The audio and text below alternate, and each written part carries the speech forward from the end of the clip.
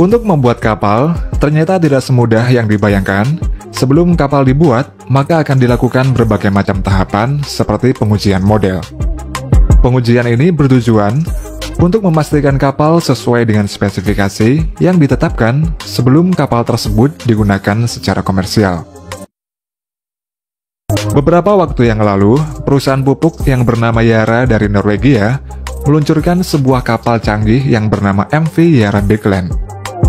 Yara Birkeland merupakan kapal kontainer otonom elektrik pertama di dunia. Kapal ini dibuat dalam memenuhi komitmen Norwegia untuk visi zero emission pada tahun 2050 mendatang. Dalam uji cobanya, pada November 2021 yang lalu, kapal Yara melakukan perjalanan dari Horten, Norwegia, ke pelabuhan Oslo di Norwegia. Selama proses perjalanannya, kapal ini dapat melakukan loading kontainer secara otonom di pabrik pupuk Yara, dan total 100 kontainer dapat dimuat pada kapal tersebut. Untuk kapasitas dayanya adalah sekitar 7 MWh, dengan daya sebesar itu mampu memberikan daya untuk 90 mobil Tesla. Menariknya, selama perjalanannya itu, sama sekali tidak terdapat kru manusia yang berada di kapal. Kapal ini bergerak sepenuhnya menggunakan teknologi dan sistem komputer.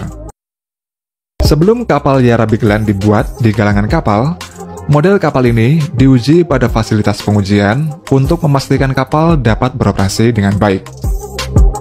Berbeda dengan produksi alat transportasi lainnya, pembuatan kapal membutuhkan waktu yang lama serta sangat kompleks.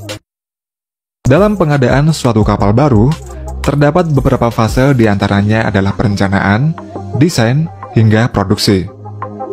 Pada fase desain, mencakup perhitungan, pengujian model, dan lain-lain, sehingga sesuai dengan spesifikasi yang telah ditentukan oleh konsumen. Dalam pengujian model, juga terdapat berbagai macam cara, seperti pengujian menggunakan software, kemudian pengujian dengan perhitungan manual, hingga pengujian model menggunakan towing tank. Towing tank merupakan fasilitas eksperimen dengan fungsi utama untuk menghitung dan menyelesaikan masalah-masalah pada hidrodinamika kapal. Towing tank pertama kali diperkenalkan oleh William Froude pada tahun 1870. Saat itu towing tank hanya digunakan untuk mengukur resistance pada model kapal. Sebelum dilakukan pengujian model kapal, desain gambar akan dibuat menjadi skala kecil yang terbuat dari kayu, wax, GRP, dan lain-lain. Pembuatan model kapal mencakup propeller, lambung, dan sebagainya. Tergantung dari kerumitannya, terkadang pembuatannya ini membutuhkan waktu yang tidak sebentar. Nantinya model akan ditempatkan pada towing tank. Panjang dari towing tank ini bisa mencapai ratusan meter. Fasilitas ini dirancang dan dilengkapi dengan sistem pengontrol suhu, kelembapan, sirkulasi udara, dan kondisi lingkungan lainnya. Dikarenakan jika terjadi perubahan suhu pada air, maka akan mempengaruhi hasil dari pengujian yang dilakukan. Secara umum, proses pengujian pada towing tank dilakukan dengan cara menarik model kapal menggunakan towing carriage. Towing carriage merupakan sebuah platform yang dapat bergerak melalui sistem rel yang membentang dari ujung ke ujung towing tank. Dan pada towing carriage juga terdapat berbagai peralatan canggih yang mencakup sensor, komputer, kamera, dan banyak lagi. Pengujian pada towing tank antara lain calm water resistance, kemudian open water propeller test, hingga self-propulsion test. Pada calm water resistance test, bertujuan untuk menentukan ketahanan yang diperlukan oleh model kapal dengan kecepatan yang telah ditentukan pada kondisi air tanpa gelombang. Selama tes ini, para engineer akan merekam daya pada model kapal di tiap-tiap kecepatan yang telah ditentukan, sehingga nantinya akan dapat memprediksi secara akurat ketahanan kapal ukuran asli pada tiap-tiap kecepatan. Lalu open water propeller test, yaitu pengujian yang dilakukan pada kinerja propeller atau baling-baling kapal untuk mendapatkan propeller efisiensi. Hal ini bertujuan untuk memaksimalkan daya dorong yang dihasilkan, serta mengurangi konsumsi bahan bakar yang dibutuhkan untuk menggerakkan propeller.